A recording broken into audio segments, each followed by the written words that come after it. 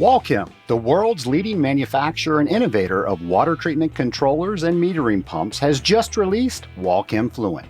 Fluent, a cloud-based software tool for more easily managing your water treatment services. Fluent provides streamlined remote monitoring and control, data management, and alarm capabilities, including escalating notifications. Save time and stress by learning more about Fluent. You're sure to love it, and so will your customers. Go to scalinguph2o.com/Walchem to find out more. Walchem, turning real water treatment problems into solutions for you and your customers.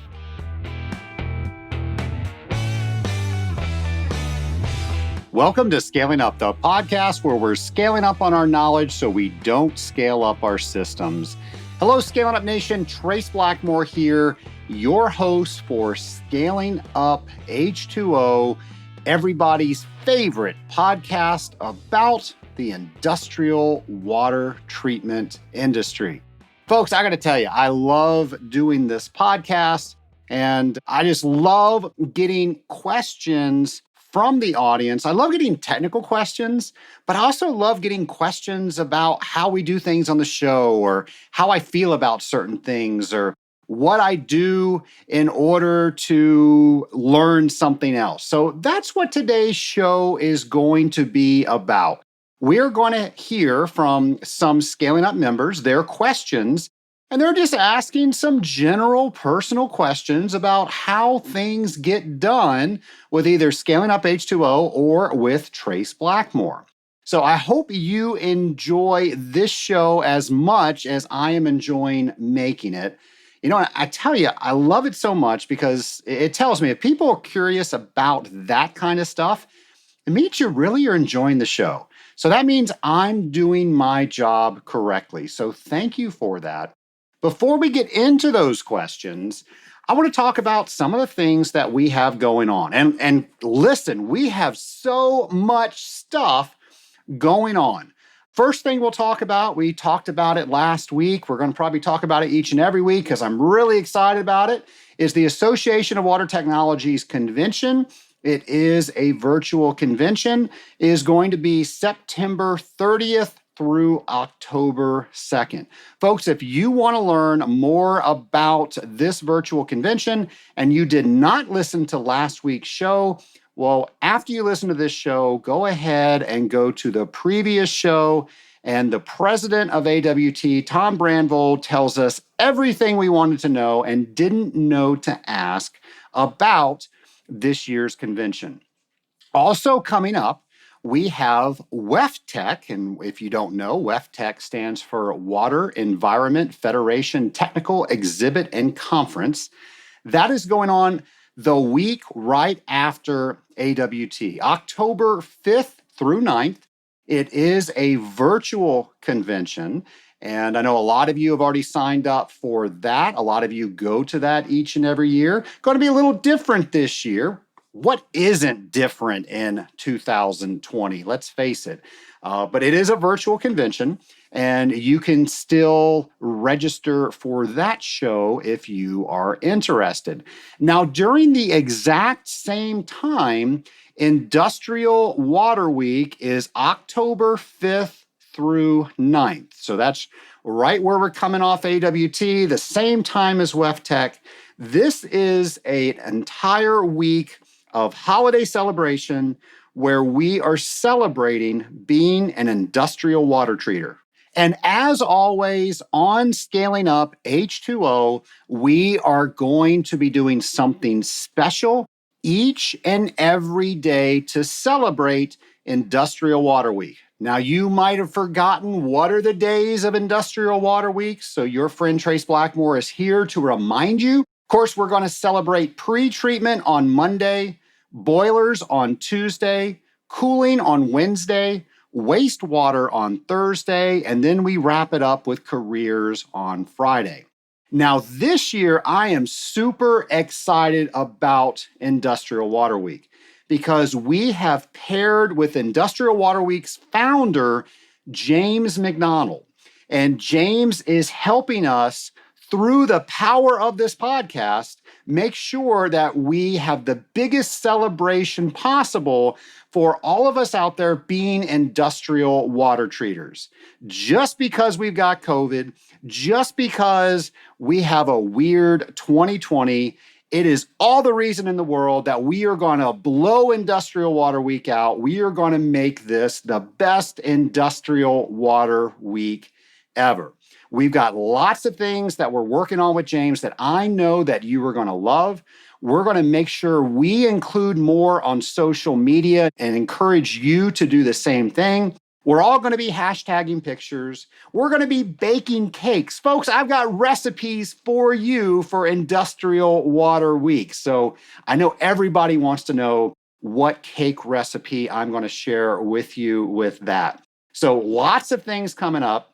Now, last month, we celebrated Legionella Awareness Month.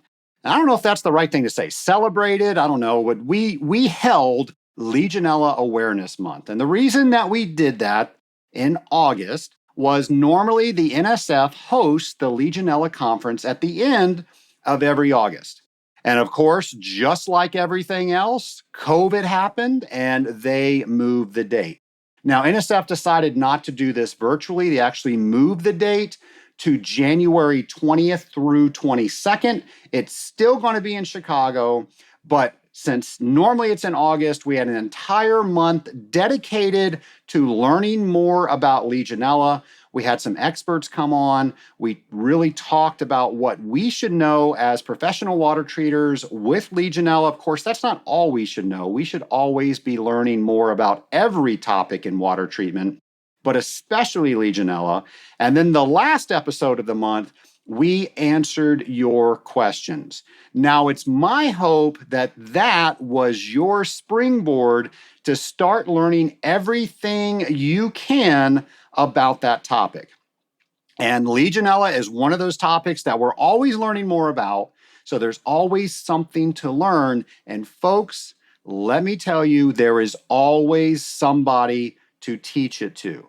Now, a question that came from the Scaling Up Nation, and one of the questions, my first question that I'm going to answer today is a member of the Scaling Up Nation asked me when I did the question and answer show, the very last episode of August, what did I mean when I said that we could end Legionnaire's disease? And is this really possible? So I wanted to talk a little bit about this because I really feel passionate about us being industrial water treaters and us being a conduit for information to our customers. Now, maybe I was speaking for effect, but I really think that the population does not know enough about Legionella bacteria. I think building owners don't understand what they should when it comes to Legionella bacteria.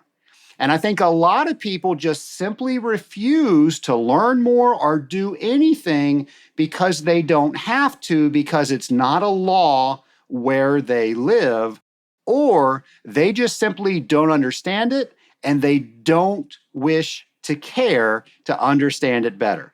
There are those people out there. I know they're out there. I hope they're a few, but I know they're out there. So as an industrial water treater, I truly believe that if we change these things and these people's minds that I just mentioned, we've got a very good shot of helping people avoid Legionnaire's disease. Now, let's face it, we're always going to have Legionella bacteria, but when we know about what it is, how it becomes Legionnaire's disease, and help all the people that are involved in the building ownership, people that take care of the building, people that do the water treatment, people that do the testing, people that write the plans, all of those people, if we are a conduit to get everybody working together, I think we have such a good chance. If we can't eliminate Legionnaire's disease, we can get really close to making it where people don't have to suffer with Legionnaire's disease because we're doing all these things, and it's going to minimize the number of people that will get sick from Legionella bacteria. So with that, I hope that makes sense, and I hope that lit a fire under you. Let's face it, to prevent Legionella, it is not up to us water treaters. In fact, we probably have the least amount of what we can do out of everybody in the entire process. Now, ironically, we're expected to know the most and to do the most. Well, folks, we can't do anything because we don't own that building. We do not own that equipment.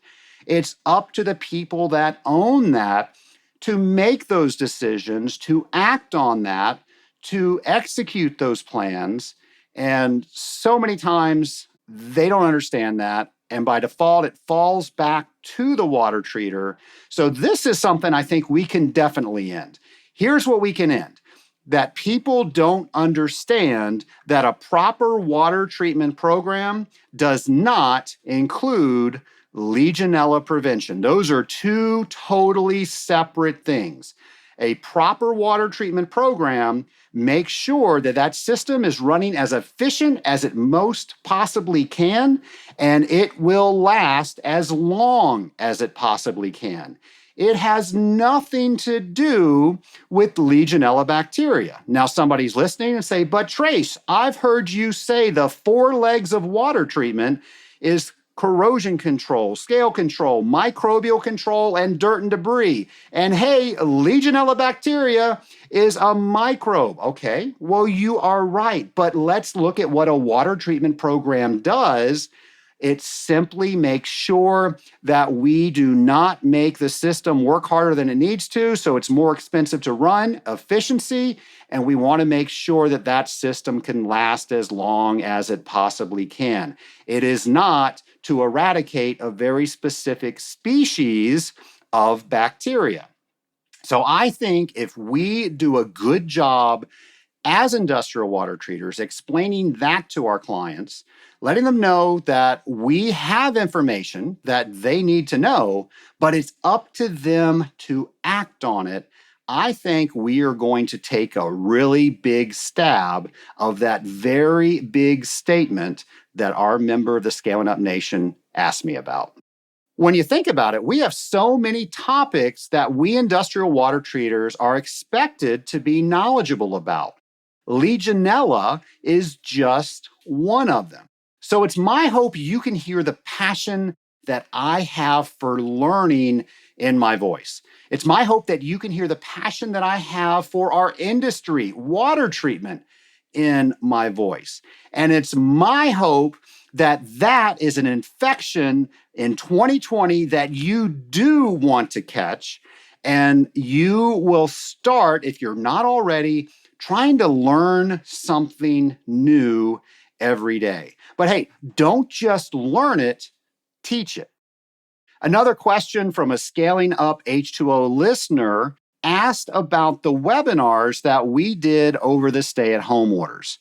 And let's face it, folks, we did not know what was going on when we got stay-at-home orders. We did not know how our companies were going to do. We didn't know how we were going to service our customers. There were so many questions about that.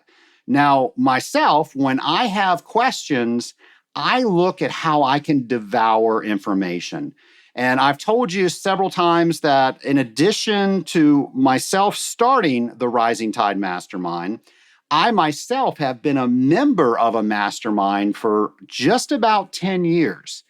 And because of that, I have gained such a network of professionals that I can reach out to and I can ask them questions about what's going on with this stuff. Of course, nobody knew what was going on with the pandemic, so to speak, because we've never experienced before.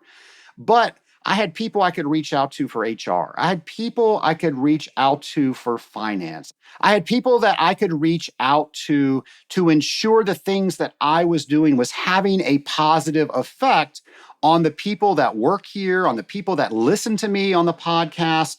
How was I making sure that I had an uplifting message? And I can go on and on and on and on about all the people that are in my network that helped me through the pandemic.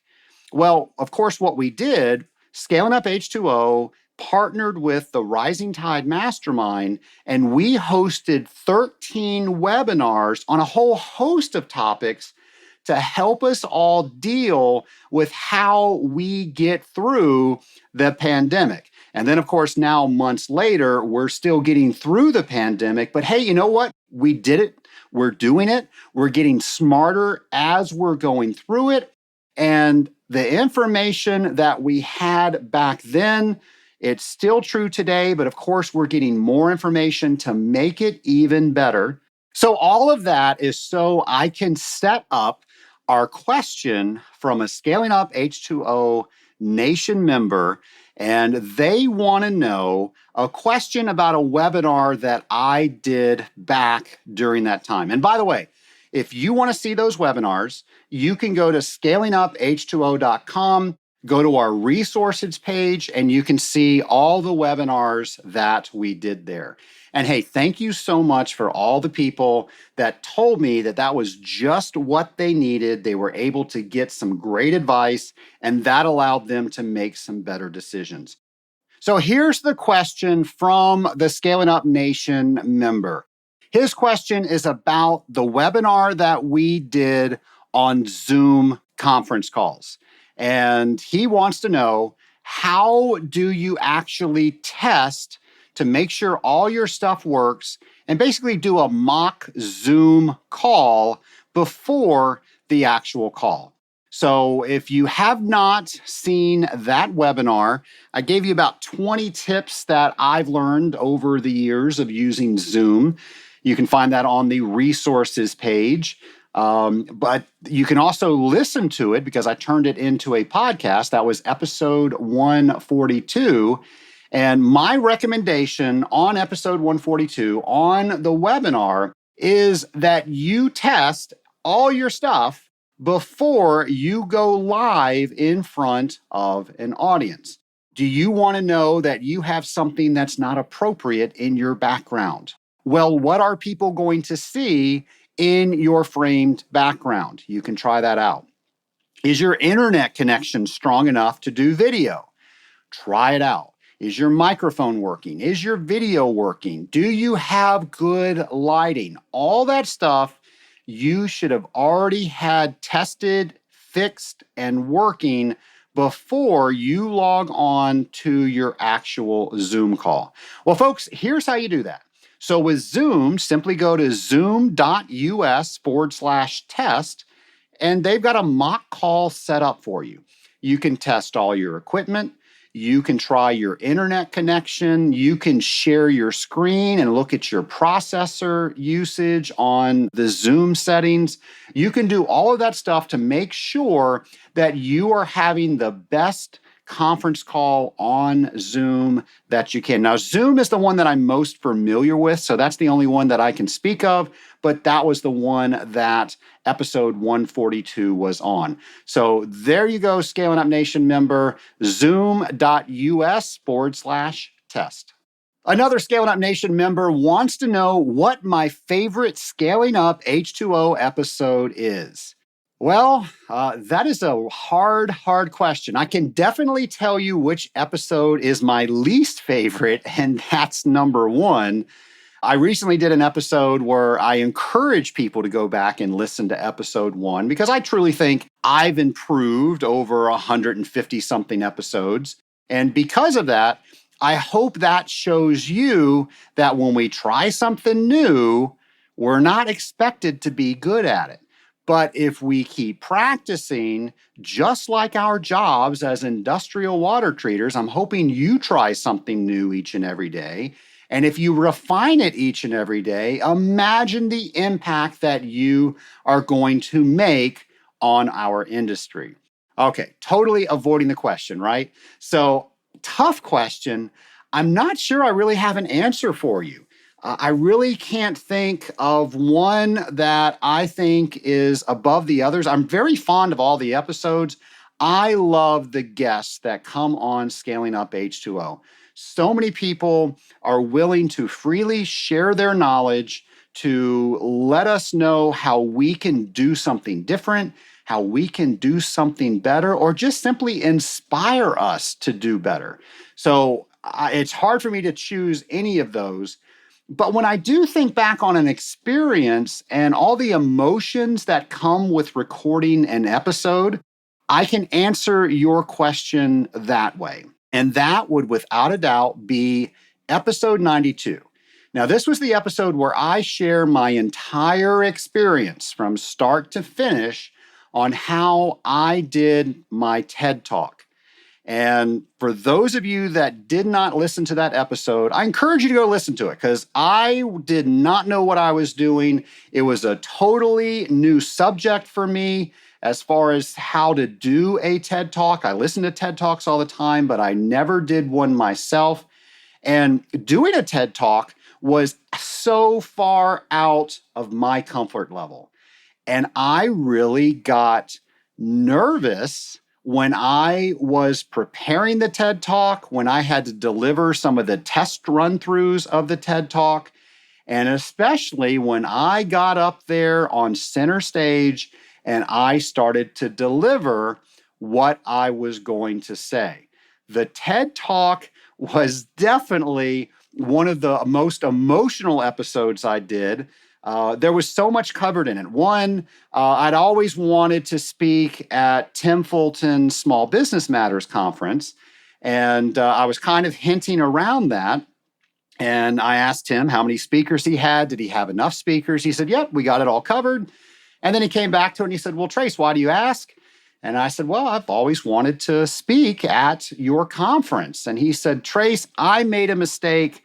We have one opening available. And he made an opening just for me. If that didn't add extra pressure, but it just shows how great a relationship that Tim and I have, and the fact that he was willing to give me a shot on something that I have never done, on something that he holds so valuable. I mean, this is his annual conference, and he really knocks it out of the park each and every year. So I had a little pressure for that. Of course, I had to learn the format. I had to make sure that I was bringing everybody from one location and making sure that they followed with me all the way through my story, and then ended the story with some actual handles that they could do from my talk. Folks, again, this was brand new to me. I actually worked with a speaking coach during this process. And folks, I got to tell you, if you have never done that, he helped me learn how to better lay out outlines, come up with thoughts, how to organize those thoughts, how to do exactly what I just said. Make sure everybody boards at a certain place. They travel along with you so they're all getting the same information that you want to convey to them. And then they leave with something that they can take home with them. I always thought I did a pretty good job at that, but because I put myself out there, I had this opportunity to work with a speaking coach, and he refined all of that for me. And because of that, I think every time I speak now, I am so much better organized, so much better prepared, and so much better in general. But it all happened because I was willing to get out of my comfort zone. I was willing to be uncomfortable. And that's how I want to ask a question to you after I just answered this member's question with it was episode 92, which is my favorite. I want you to ask yourself, when was the last time you took yourself out of your comfort zone? And how often do you do it?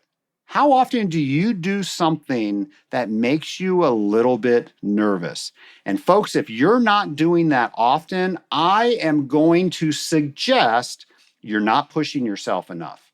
If you get to that nervousness, if you know, wow, I can mess this up, I'm well prepared for it, but I've never done it before. I'm really nervous about it, but I'm going to do it. If you can get there often, imagine the growth that you are going to have. And imagine if you apply that growth to what you do as an industrial water treater. I did it as a speaker, but I also try to do it as an industrial water treater. I got to tell you, it's a little bit more nervous when you're working on some $1 million chiller and you don't know if something's going to work or not. So I don't know how much I'm going to suggest that. But what is something that you can do that puts you outside of your comfort zone to absolutely positively guarantee that you are growing?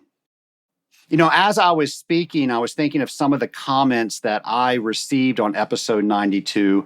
And I want to thank everybody for putting comments out on the podcast. Now, for iTunes anyway, comments is the way that iTunes boost ratings within the iTunes service. If you use another podcast provider, you can leave comments there. That helps us as well. But you might not have thought about it, but if you could take a second and leave a comment on your podcast player, that really does help boost the awareness of who sees our podcast. I'm very happy to say that we are well over 10,000 listeners in 72 countries. Folks, that is amazing to me. And I think about all the people that, one, wrote in that wanted to know personal stuff about the show or wanted to know things about me. And I think about how people tell me that this podcast has helped them do some of the things that we are talking about on this very show. So if you can help me with those comments, that helps us get our podcast in front of more people, and that helps us help more water treaters. This has nothing to do with any question that anybody asked me, but it's on my mind, so I want to talk about it. And if you guys don't like that, well, hey, get your own show, right? No, I promise you're going to find this interesting. So a couple of months ago, I was speaking with a friend of mine, and he was talking about putting solar on his office. And he did it last year, and he just had a great experience. He's getting pretty much his entire electric bill paid for, and he was sharing all of these items with me. Well, I was thinking everything I heard was really too good to be true. Solar's been out there for a while. Why aren't more people doing it? If all this was so good, then everybody would have solar on their buildings. So the first call that I made was to my CPA. And I asked her some questions, and she said, Trace, he's exactly right. Now, last year, he was able to take 30% of the entire investment and write it off.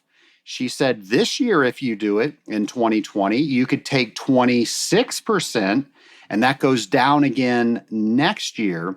So right there, a 26% right off the top that you get to write off, that was pretty intriguing. But that wasn't the only thing she told me. She told me that I could depreciate the entire asset in 1 year. Folks, solar is like a 25 or 30-year asset. You can do it all in 1 year. And the fact that I didn't take advantage of this 10 years ago, well, folks, the technology is just so incredible right now. The footprint's smaller, they produce more. I don't feel bad about that. I think this is really the right time. So that really intrigued me. So I talked to a friend of mine that knows a lot about solar. He sent me a barrage of web pages. I started researching all of this stuff, and I am convinced that putting solar on our building is absolutely the right thing to do for so many reasons. I'm going to admit the first one are the tax reasons. The second one is we are dramatically going to cut our electric bill. But folks, when I started reading about how much we can save as far as resources by putting solar on a facility, I was amazed.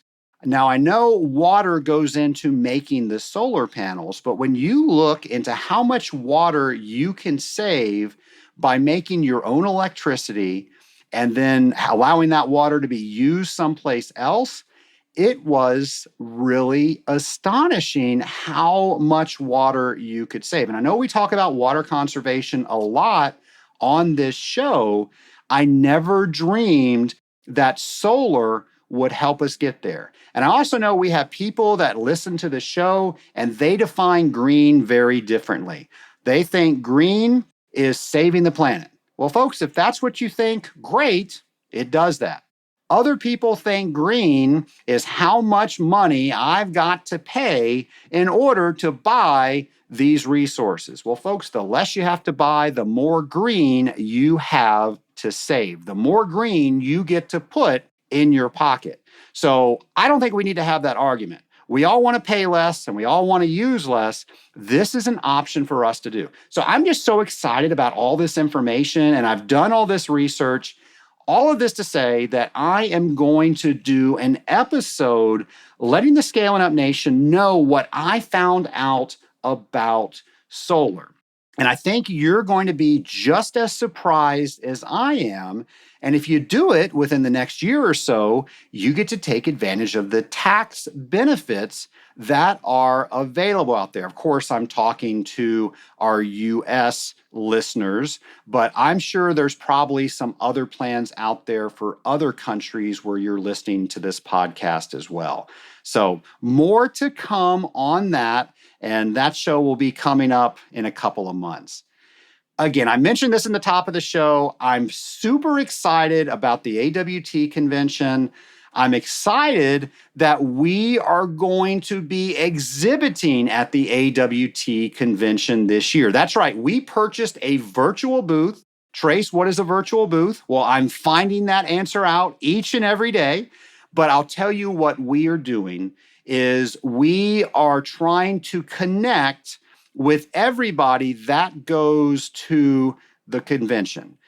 We want people to know that there is a free podcast out there that you can listen to and from accounts where you can advance your water treatment skills, where you can get encouraged to try something new, where you just get so pumped and excited you can't wait to service your next account. I hope there's some people out there that get that, because I know I do when I listen to this show. So we want to let people know that that resource is available out there for them. We also want to thank all the people in the Scaling Up Nation. Folks, we would not be able to do what we do without all of you fine folks listening to this podcast. So we're going to share some things about the show, about the website that you may not know. And these are also free resources that you can use to enhance what you're doing as an industrial water treater. We're also going to talk about the Rising Tide Mastermind. And I know you hear me talk about the Rising Tide Mastermind on just about every show, but still, people have questions about what it is. They want to know what a mastermind is. So we are going to answer those questions. If you visit our booth, we will explain what a mastermind is, and you will hear some of the experiences that actual Rising Tide Mastermind members have, and hopefully you can relate to some of them. And if you feel you want to learn more about the Rising Tide Mastermind, you can set up an appointment with me and we can talk about it. Now, folks, my goal in life is not to get rich and retire off of the Rising Tide Mastermind. My goal in life is to make the water treatment industry better. And I have seen firsthand how the people that have joined the Rising Tide Mastermind are no longer on an island. They have an entire boardroom of people that they can discuss issues with, that they can help hold themselves accountable to. And it has just been fantastic to facilitate that and to be part of that. Believe me, they're holding me responsible as well. And it's a difficult concept to explain in the short time that we have on the podcast. So I'm hoping you'll stop by the booth to learn more about the Rising Tide Mastermind. And the last thing that we're going to be doing at the booth, as you realize, we are taking advertisers on Scaling Up H2O. And our advertisers really allow us to take Scaling Up H2O to the next level. We've been able to bring on staff members because of the revenue that we get from advertisers, but we're also doing things like enhancing the web page. We're doing things, I don't know if you noticed a couple months ago, my sound got a lot better. We improved some of our recording equipment. So we are reinvesting so you are getting a better experience when you listen to the podcast. So if you have a product or service that you feel would be applicable to the professional water treater, it might be a good idea for you to advertise on Scaling Up H2O. And we're going to have some information at our booth to see if it's a win-win for both parties. And I don't know if you know this, but in order for somebody to advertise on Scaling Up H2O, it has to be a product that I truly believe will enhance something in a water treater's life. Now, some of the products I've used, some of the products I haven't used, but I can definitely see the potential. If it meets that criteria, then it is an acceptable product to come on Scaling Up H2O. Now, I will say that we've had a handful of people contact us and we just didn't see that connection and we didn't think it was a good idea. So we did not enter into a contract with them for them to advertise on Scaling Up H2O. So a little bit of something for everybody at the Scaling Up H2O booth. Please stop by and visit us. And I would love to see you. We're going to have some live sessions there. Speaking of sessions, I'm so excited about AWT. It's one of my favorite things. Normally I get to see everybody, but since I can't see you this year, I will see some of you virtually, but I am also going to be doing some things to keep the excitement where I know I have to have it. And one of the exciting things that I'm doing is I am doing a presentation with Scranton Associates Jill Cavano. And Jill runs, I would call it a blending company, but they do so much more than just blend. I mean, they are a true partner when it comes to that side of the business. She's going to be talking about her experiences when it came to the stay-at-home orders and everything that we have to do with COVID-19, everything that we continue to do and learn about COVID-19. I'm going to be doing the same thing from my point of view as a water treatment company owner. So it's going to be us talking about some of the things that we learned, but it's also going to be joined by experts. We're going to hear from an HR expert to make sure that we weren't only doing the things back then we were supposed to be doing, but now we're keeping current and doing the things we need to do now to keep our businesses open, to make sure that we're saying the right things to our customers. We're going to be talking to a financial expert about recovery and some of the plans that are out there. And we're going to be talking with somebody that's going to make sure that we stay positive through all this COVID-19 stuff. Folks, we don't know where the end date is. We do not know what that looks like, but we can do something about what we carry in our minds and how we share that with other people. And my friend Austin is going to help us with that. So that's going to be one of the presentations that Jill and I are doing. So please make sure that you watch that. Now, here is the most awesome thing about the convention being virtual. It will be played at a certain time, but let's say you can't make it. It doesn't matter. You can watch it any time you like. And I'll even have a link to it from our booth. So if you can't find it on the schedule, you'll be able to find it there. And I promise we have been prepping for this. We've got great guests on. You are going to love this presentation. So I hope you enjoy that. And I hope you've registered for the AWT virtual event. If you haven't, go to awt.org and you can still register. You can register multiple people and it brings the price way down. But please, please, please, please, if you are attending the AWT virtual convention, please stop by and see us at the Scaling Up H2O booth. Now, my last question that I'm choosing out of the Scaling Up mailbag is about Trace. What book are you reading now?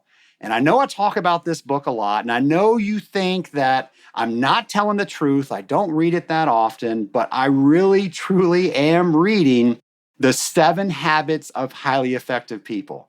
It's an old favorite of mine. I've read it dozens of times, and I promise every time I read it, I get something else out of it. Well, currently, right now, you might be saying, okay, Trace, why are you reading this for the 411th time? Well, it hasn't been that long, first of all, but I'm reading it because that is the book that the Rising Tide Mastermind is reading together as a group. And it's more than just reading it. So I'm bringing all the tools that I have when I teach the 7 habits.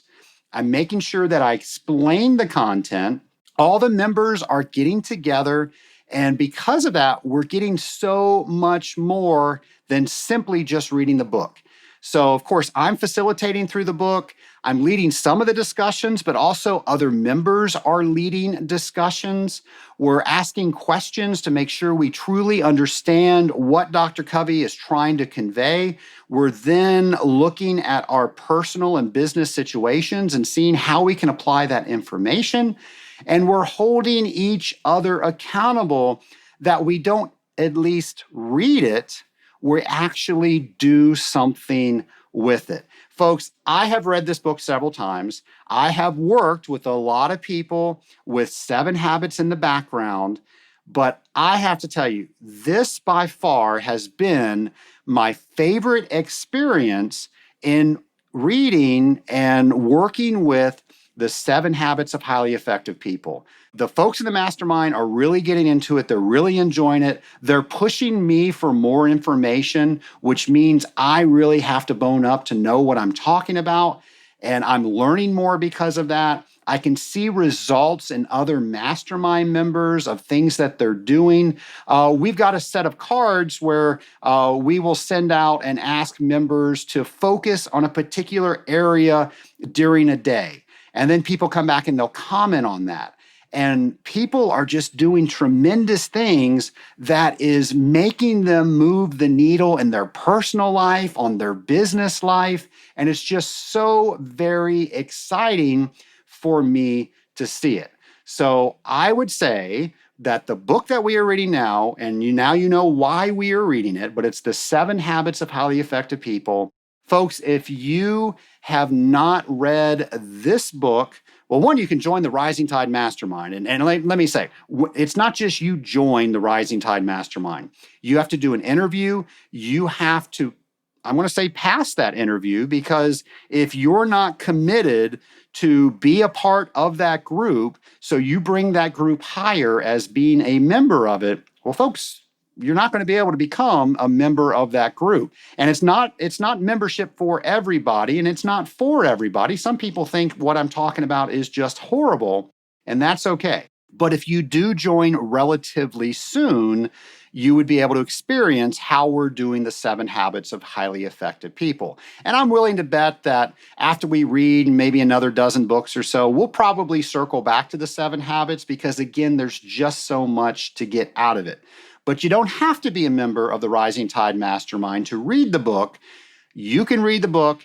You can get a lot out of it. Heck, you can go to Audible and you can listen to the 7 Habits of Highly Effective People. Truth be told, I have listened to Dr. Covey a lot more than I have read Dr. Covey. And if you don't have an Audible account, you can go to scalinguph2o.com/Audible. I can get you a free month. I can get that 7 Habits book for you for free, and you can start listening. So I hope that inspires you to read The 7 Habits of Highly Effective People. I hope that didn't disappoint you where you were hoping for some brand new book by asking that question. And I gave you the same book that I always say that I recommend. So, folks, as I said, this was going to be a lighter show. This was going to be the audience connecting with me, asking me some questions, me letting you know about some personal things that I'm doing, some things that we're doing with the Scaling Up team, what you can expect with us at the AWT convention. So I want to thank all the people that asked questions that allowed me to put on this episode. So I also want to thank everybody for telling others that there is an industrial water treatment podcast out there. I would not see the numbers of downloads that we get each and every week if it were not for the people of the Scaling Up Nation letting other water treaters know that there is a podcast for them. So I want to thank you for that. That is huge. I want to thank you for all the people that have left comments on either iTunes or their favorite podcast player for us. As I mentioned, that really helps us with ratings. That gets us more in front of new people, and that grows the Scaling Up Nation. I want to thank you for being a part of the Scaling Up Nation. And I am Trace Blackmore. I am super excited about hopefully seeing so many of you at the upcoming convention. I'm excited about what the future is going to bring. I'm excited about the shows that we have planned as we end 2020. And I'm excited to bring you a brand new episode next week. So in the meantime, keep scaling up on your knowledge so you don't scale up your systems. And as always, have a great week, folks.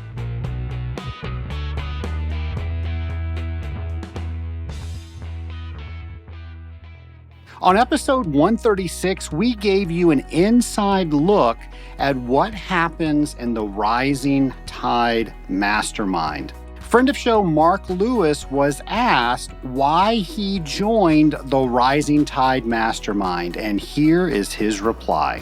When the mastermind group was introduced, I said, let me get in on this thing. I want to be a part of this. I want to learn how to be more productive and make my days to where I can enjoy my family time and separated from my work time. And so I like what Trace does. And so I said, I want to do things a lot like Trace. So let me figure out what he's doing. So that's why I joined the group. Mark, thanks so much for your comment. And I really appreciate that you like how I handle things and get things done. But I have to fess up. Here's the secret.